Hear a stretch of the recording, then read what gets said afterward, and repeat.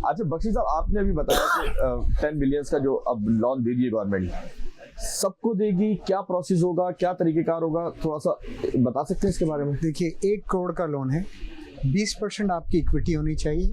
यानी अगर आप 1 करोड़ 20 लाख रुपए का मकान ले रहे हैं, 20 लाख आप देंगे, 1 करोड़ रुपए बैंक देगी आपको। 20 साल का टेन्योर है, जिसमें 10 साल का ये 5% की रेट फिक्स है। इंटरेस्ट रेट बढ़ जाए, जैसे अभी वॉर हो रही है, इन्फ्लेशन आ रहा है, तो इंटरेस्ट रेट बढ़ जाएगा, ये फिक्स रहेगा 10 साल के लिए। अच्छा, ये फिक्स है इसमें? ये 10, और गवर्नमेंट इसके डिफरेंस पे करेगी। ओके। और 10 साल के बाद ये मार्केट बेस्ड हो जाएगा। ओके। और इसमें हर इंडिविजुअल पाकिस्तानी जिसके नाम पे कोई प्रॉपर्टी नहीं है, वो प्रॉपर्टी खरीद सकता है। इस पे कोई कतरन नहीं है कि कोई जर्नलिस्ट या कोई लॉयर नहीं खरीद सकता। वैसे बैंक जर्नलिस्ट और लॉयर से थोड़ा सा डरता है, ये एक हकीकत बात है। हाउएवर, बट कोई कतरन नहीं है, आप हमारे आबाद का ब्रिज यूज कर सकते हैं, अगर कहीं है हम बात कर सकते हैं। इनका सवाल करने का मकसद भी ये है।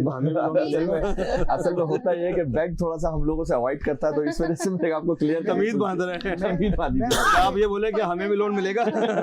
मैं आपको बताऊं, सच मानो में ये लोन है ही आप जैसे प्रोफेशनल लोगों के लिए। ओके। ये अगर आप समझे, दुनिया में अगर कोई घर ले सकता है तो वहाँ के बैंक्स, वहाँ की गवर्नमेंट हेल्प करती है। दूसरी बार पाकिस्तान में ये होने जा रहा है। लिहाजा मैं कहूँगा, आप लोगों से रिक्वेस्ट करूँगा, इसको अवेल करें, इसको छोड़िए नहीं। ये मैंने आपको क्या कहा, ये मिडिल ईस्ट में, ये अमेरिका में, ये कनाडा में, ये यूरोप में 5% पे पैसे पे मिलता है। Okay. First time, second time Pakistan में हो रहा है। तो अब हमारी भी जिम्मेदारी, इसको अवेल करें और अपने लिए, अपनी बीवी के लिए, अपने बच्चों के लिए, अपने वालिदैन के लिए इंश्योर करें कि हम छत बना सकें।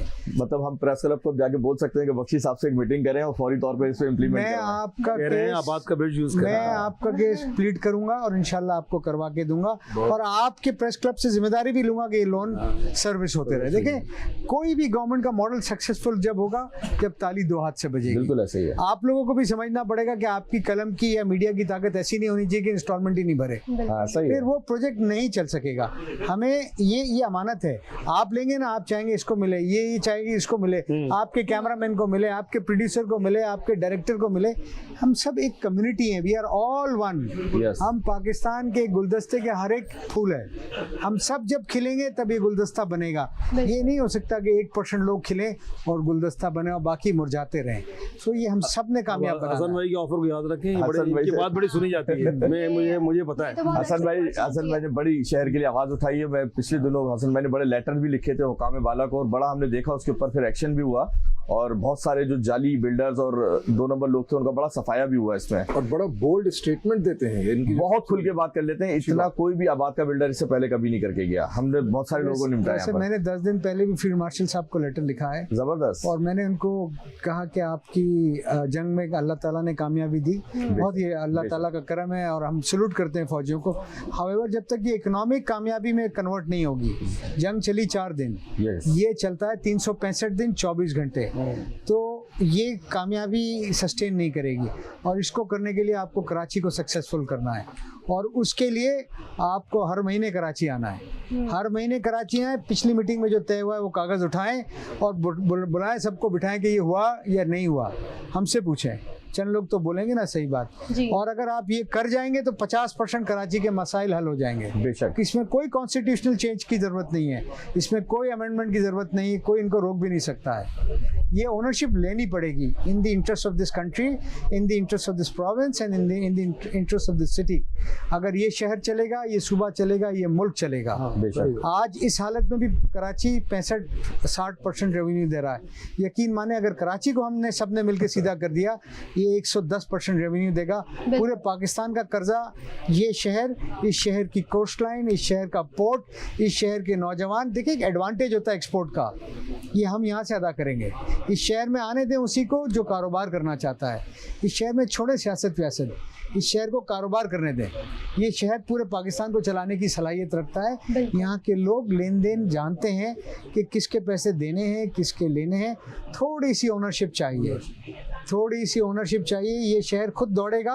और आज एक एडवांटेज क्रिएट हो गया है जो मुझे ये नहीं कहना चाहिए, देखिए मिडिल ईस्ट में भी हमारे भाई हैं, बिल्कुल है, वो हमारे एक ही हम कौम है, मुसलमान है, भाई हैं, बट एक वहाँ पर जो हर एडवर्सिटी में एक एडवांटेज होता है। आज जो पैसे जा रहे थे दुबई में वो रुक गए हैं। आज आप पॉलिसी बनाएं, कंसिस्टेंट पॉलिसी दें, टैक्स रिफॉर्म लाएं, रीजनली कंपिटिटिव बनाएं, आप डिजिटलाइज करें, आप लोगों के टाइटल आसान करें।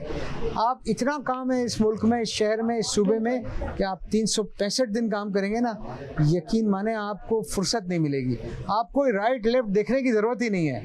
बस आप जैसे लोग अगर इस तरह आगे बढ़ते रहेंगे तो यकीनी तौर पे शहर जरूर तरक्की करेगा। बात के साथ आगे बढ़ाऊंगा। देखो ईद आज खुशियों का दिन है, आज खुशी के दिन भी जो है ना, हम इस शहर के लिए बात कर रहे हैं, सोच रहे हैं, इस शहर के लिए अफसोस भी कर रहे हैं। देखें जिस तरह इनकी बात को आगे बढ़ाऊंगा, 18वीं तरमीम के बाद यूनेस्को अवार्ड के तहत जो सूबों को पैसे मिलते हैं, ठीक है, आबादी के लिहाज से जो कराची वालों को शहर है वो कराची वालों को मिल ही नहीं रहा है। हमारा शहर पता नहीं कहाँ गायब हो जाता है। ठीक है 37% आबादी के लिहाज से, जैसे मान लीजिए 2 करोड़ 10 लाख की जो आबादी है, जो बड़ी मुश्किल से यहाँ की सियासी जमातों ने कराई है, स्पेशली एमक्यूएम ने बड़ा इस पर रोल अदा किया है जी, उसकी बात करनी चाहिए। ठीक है, पहले देखो जब इन्होंने जो इन्होंने हकाम बाला में जहाँ शिकायत की तो वहाँ हमारी कराची की आबादी 1 करोड़ इजाफा हो गया, नहीं तो हमें तो 1.25 करोड़ में कराची को निपटा दिया था। दुनिया का 10वां बड़ा शहर है ये पूरा, कई मुल्कों से बड़ा शहर है। ठीक है, हमें हमारा अगर देखा जाए, जहाँ तक जो मेरी नॉलेज है ये सही करेंगे, 37% हमारा हिस्सा बनता है इस शहर का। बता रहा वही हमारे शहर पे लगा दो तो ये शहर जो है ना चांद की तरह चमकेगा। मगर अफसोस से देखें, जब ये कहा अभी बड़ा अच्छा वो भी हमारे भाई हैं। एक साथ इस ईद के मौके पर मैं एक बात कहूँगा कि हमें जो आलम इस्लाम में जो ये तफरका हो गया है, जो लड़ाई चल रही है, स्पेशली हम अपनी इस ईद की खुशियों में हम उन शहीदों को भी याद करें जो ईरान में जो गुंडागर्दी कहूँगा, ये आज में गुंडागर्दी है पैलेस्टाइन में हो रहा है। ठीक है, और अफसोस जो है ना, ये यहूदी लेबनान में हो रहा है ना, ये खुश हैं आपस में, मुसलमान ही लड़ रहे हैं, मुसलमानों का ही नुकसान हो रहा है। इस पर जो है ना अल्लाह ताला इन पे अपना फजल करम करे, और जो है ना वो जो हमें अपने इन मौकों को पर उनको भी याद करना चाहिए। इंशाल्लाह पाकिस्तान जरूर तरक्की करेगा, और आप जैसे लोग बैठे हैं तो इंशाल्लाह बहुत अच्छी। एक चीज़ और ऐड करने जाऊँगा, देखिए गलती हमारे एंड पे भी है, हमने बहुत सालों से अपनी पॉलिसी रखी मफाहमत की, मसलहत की और मुनाफिकत की। मुफाहमत बहुत बोल्ड स्टेटमेंट है। हम सही बात बोलते हुए सोचा कि इनको बुरा लगेगा, यही होगा तो ये शहर रोज मरता रहेगा, रोज डूबता रहेगा, और इसका नुकसान पूरा पाकिस्तान ब्लीड होता रहेगा। अब हम जो यहाँ 4-5 बैठे हैं, ये हमारी जिम्मेदारी है, एथिकल जिम्मेदारी है कि हम सच बोलें, भले किसी को भी कितना भी बुरा लगे। हम ना किसी के खिलाफ बात कर रहे हैं, पर हम अपने शहर के हक में जरूर बात करेंगे और करना भी। शहर की बात हो रही है प्रीवियस